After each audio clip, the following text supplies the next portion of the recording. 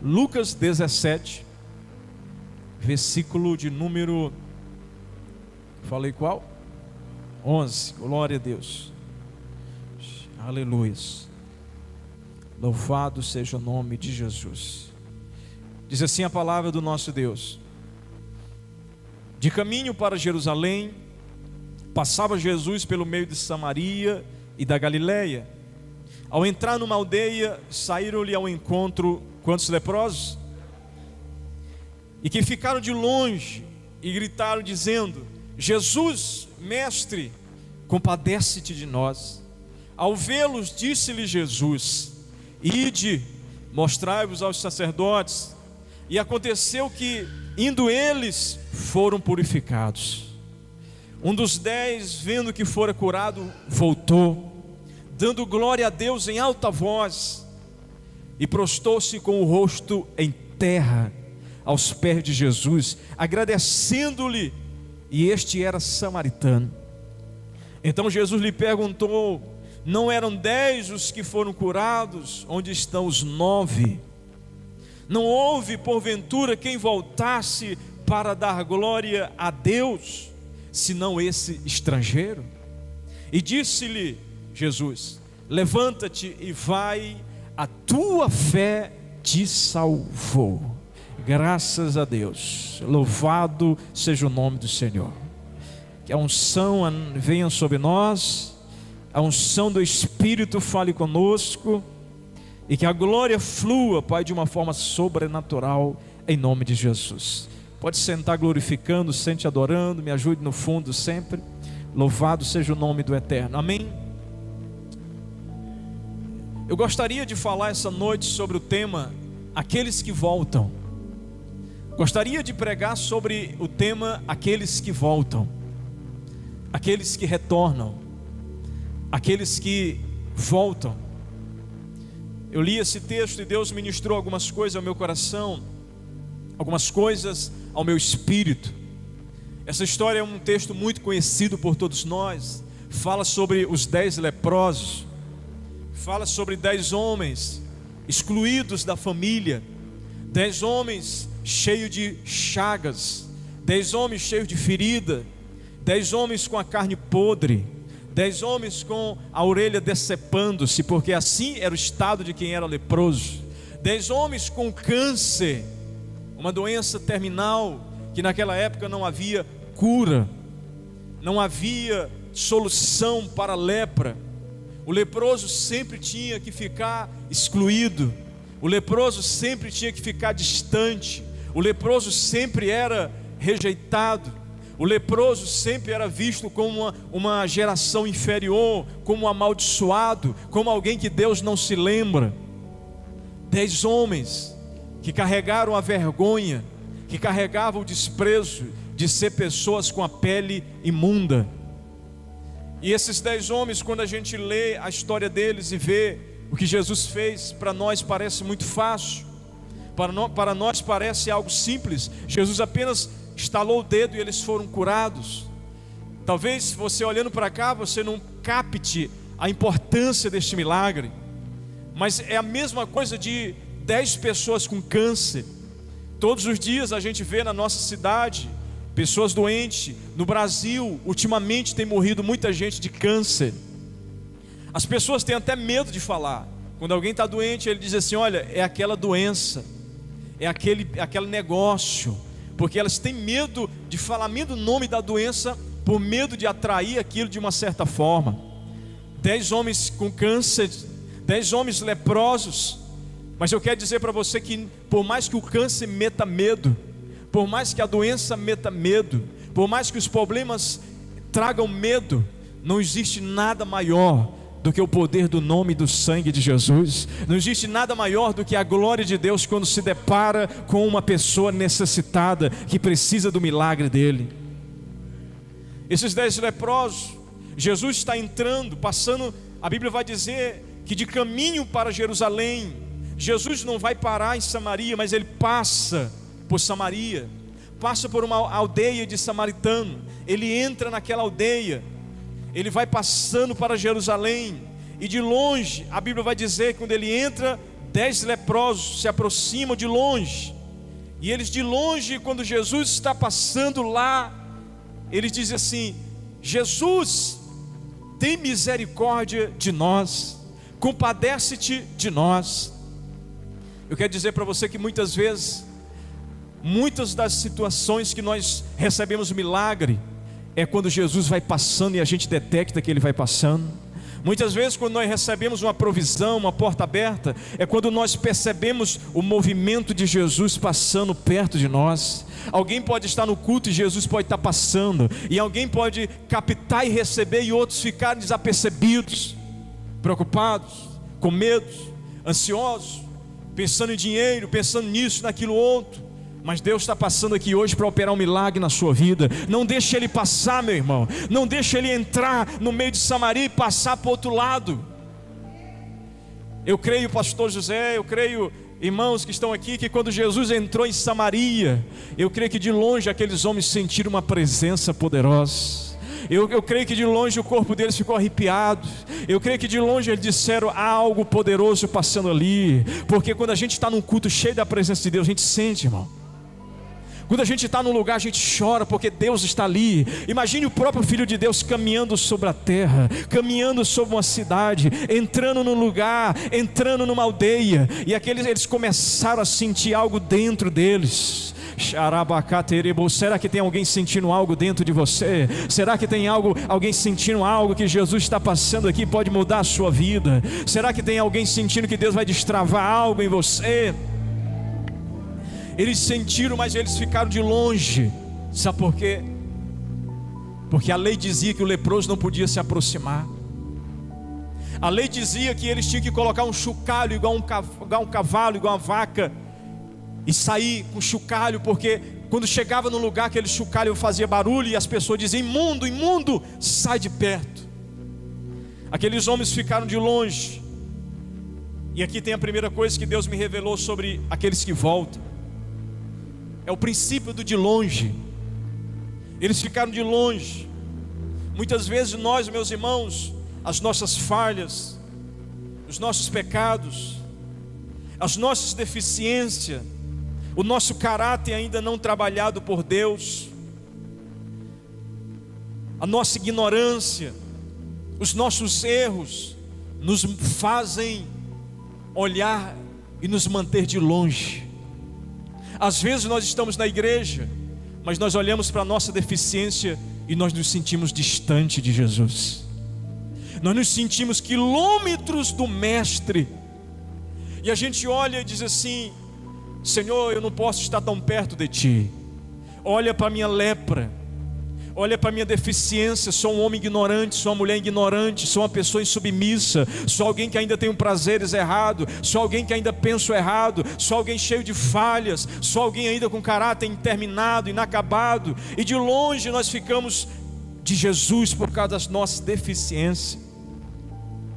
Mas eu quero dizer para você que quando a gente sente Deus de longe, a graça dele se aproxima de nós, o favor dele se aproxima de nós.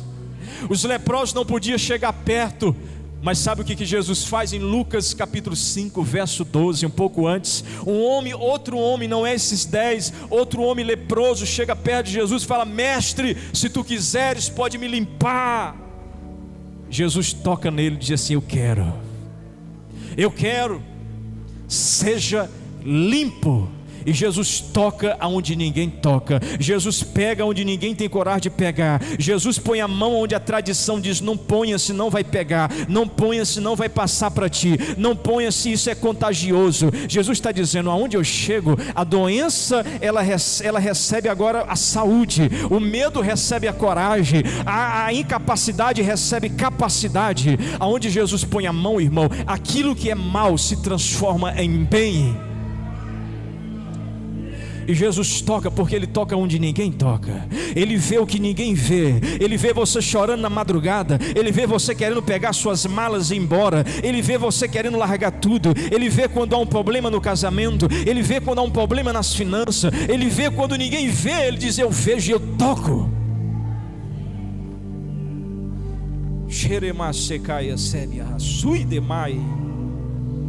Ele toca.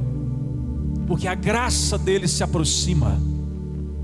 Aquelas pessoas que a sociedade diz assim, não vale nada, que a sociedade diz não presta, que a sociedade diz não chegue perto, Jesus chega e diz assim, eu quero limpar essas pessoas, eu quero transformar essas pessoas. A sociedade diz, essa pessoa não tem valor. Jesus diz, para mim tem muito valor, porque eu derramei o meu sangue nela, por ela, lá na cruz do Calvário, e eu toco onde ninguém toca, eu entro onde ninguém entra, eu vejo o que ninguém vê. Jesus está passando aqui. Ele me tocou, irmão, Ele tocou na sua vida. Igual diz aquela canção, tocou-me, Jesus tocou-me, de paz Ele encheu meu coração, quando o Senhor,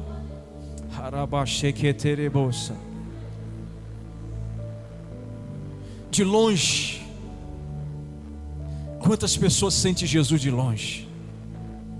Quantas pessoas estão dizendo, eu estou leproso, eu não posso me aproximar, eu não posso pregar, eu tenho uma falha, eu não posso ir à igreja hoje porque eu errei, eu não posso ir para a igreja hoje porque eu adulterei, forniquei, estou fraco. Mas Jesus de longe, irmão, de longe Ele diz assim, olha, eu quero fazer um milagre na tua vida.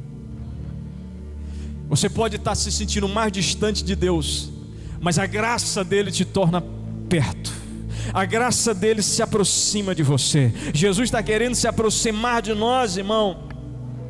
Hoje Ele está te tocando na área da sua vida que você tem mais vergonha, na área que você é mais débil, na área que você passa por aflição. Receba esse toque hoje. De longe eles gritaram. Isso fala da minha aproximação, que muitas vezes nós nos sentimos distante do Senhor.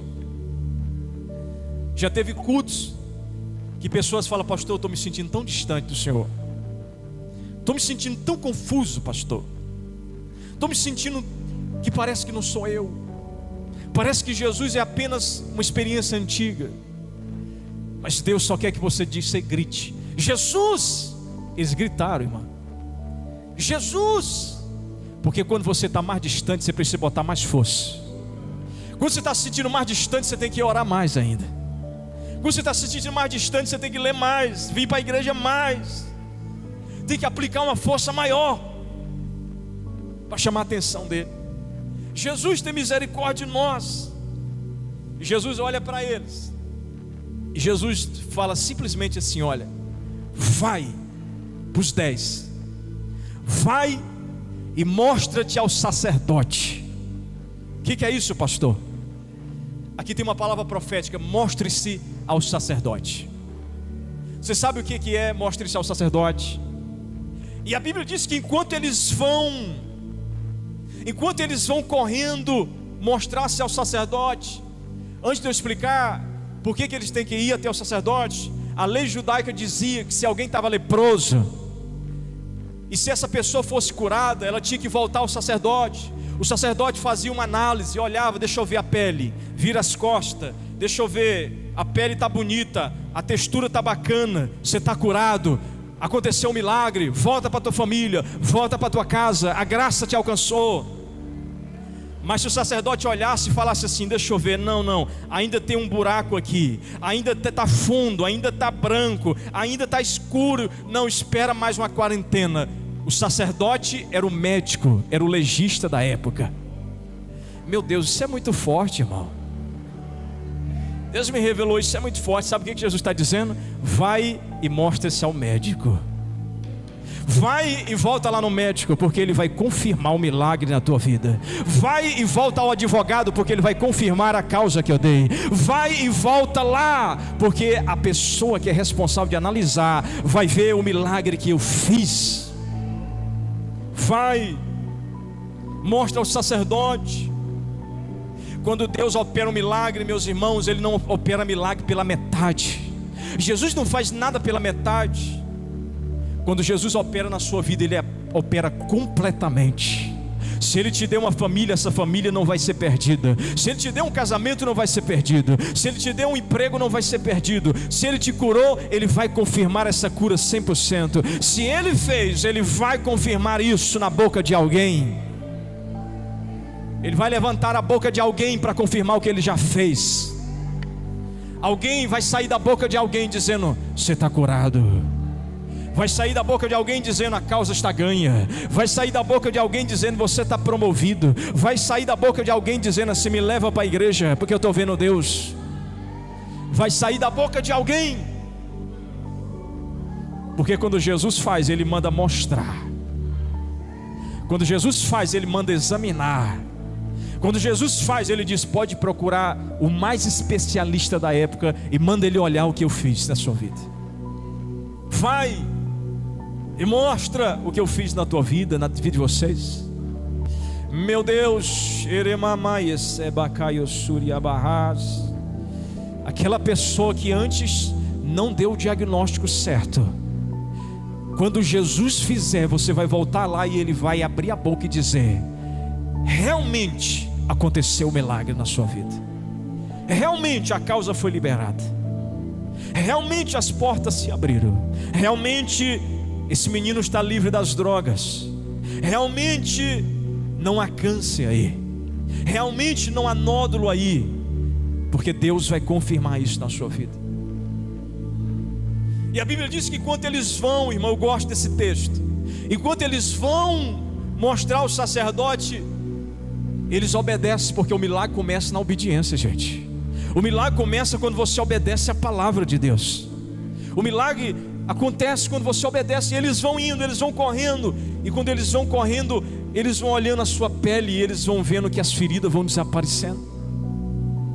Eles olham para os dedos que estavam em carne viva, cheio de pus, os dedos quebrados, eles começam a ver os dedos saudáveis.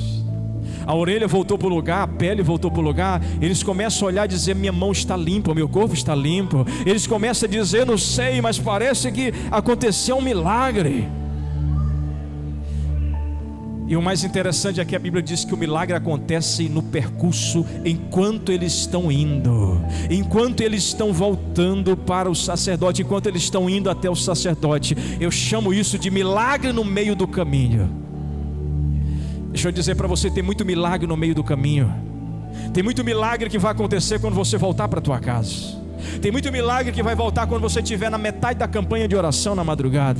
Tem muito milagre que vai acontecer quando você estiver na metade da tua perseverança. Milagres à metade do caminho. Enquanto eles estão voltando, eles percebem que o milagre aconteceu. Eu quero declarar que enquanto você voltar desse culto, milagres estarão na tua casa já. Milagres acontecerão amanhã quando você retornar do teu trabalho. Milagres acontecerão. Milagres no meio do caminho tem preparado para a sua vida. Aleluias, eu sinto que Deus está falando com alguém aqui. Vamos voltar e vai ter milagre no meio do caminho.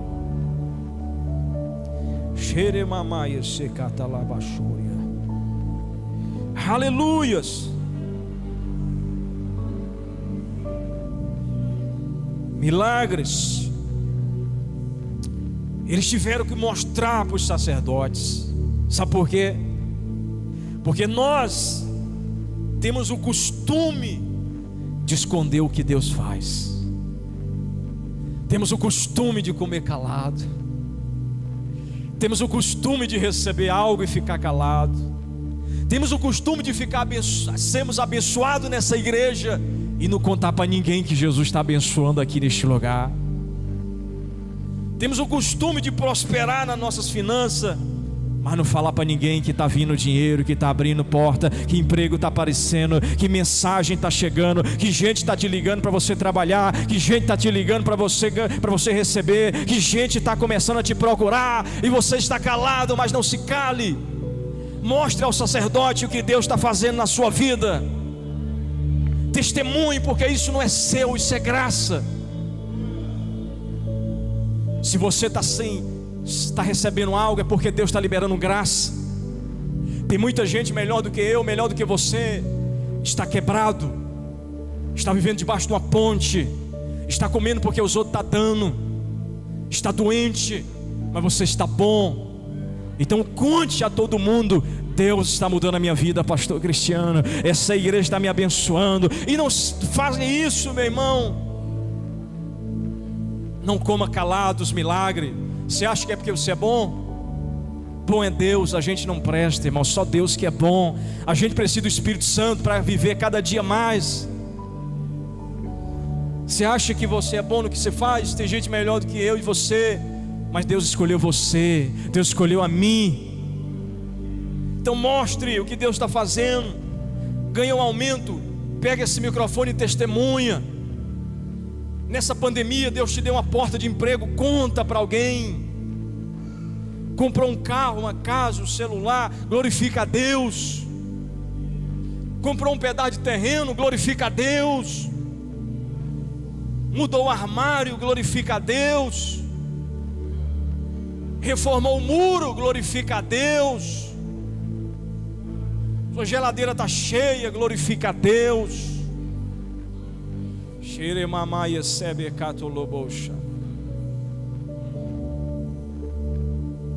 Vai, mostre.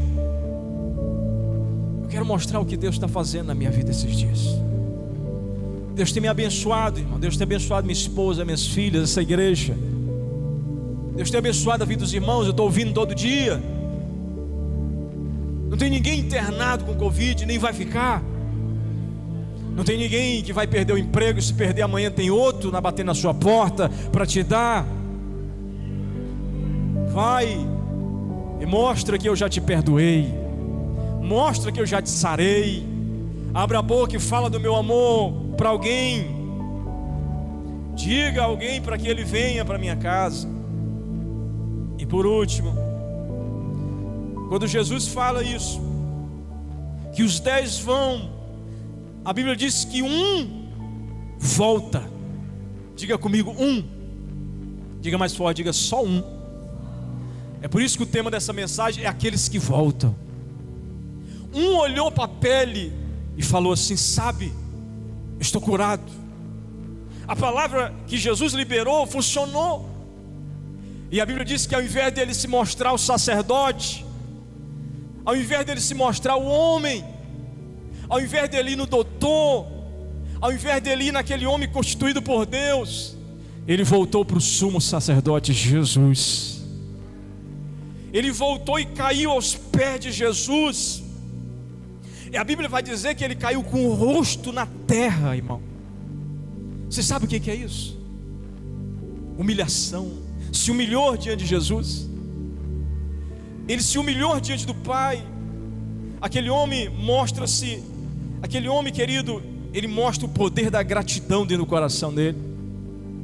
Só um volta, e Jesus olha para ele, vê aquele homem nos pés dele e fala assim: ei rapaz, não foi 10 que eu curei, não foi 10 que eu prosperei, não foi 10 que eu mudei o casamento, não foi 10 que eu abri as portas, não foi 10 que eu curei, não foi 10 que eu restaurei, que eu libertei da prisão, das drogas, não foram 10.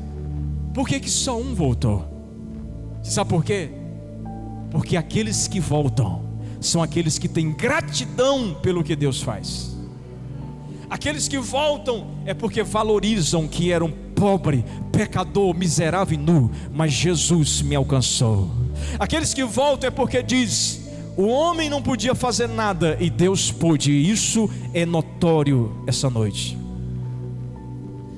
Aqueles que voltam, aqueles que são gratos. É por isso que eu disse que você que está aqui essa noite, você é grato a Deus. É por isso que eu disse que estar na casa do Senhor é gratidão. Devolver o dízimo é gratidão. Orar é gratidão. Fazer a obra é gratidão. É por isso que está aqui no culto de domingo é gratidão a Deus por a semana toda de vitória. Só um voltou? Só um voltou? Será que tem alguém aqui que voltou para agradecer a Deus? Será que tem alguém aqui que voltou para dizer: Deus, Tu és bom comigo, Senhor? Só um voltou, e Jesus olha para ele e fala assim: olha, escute, escute. E esse é samaritano. Você sabe o que é samaritano?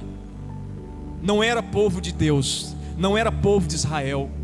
Havia uma briga entre samaritano israelense. Os israelitas chamavam os samaritanos de cachorro.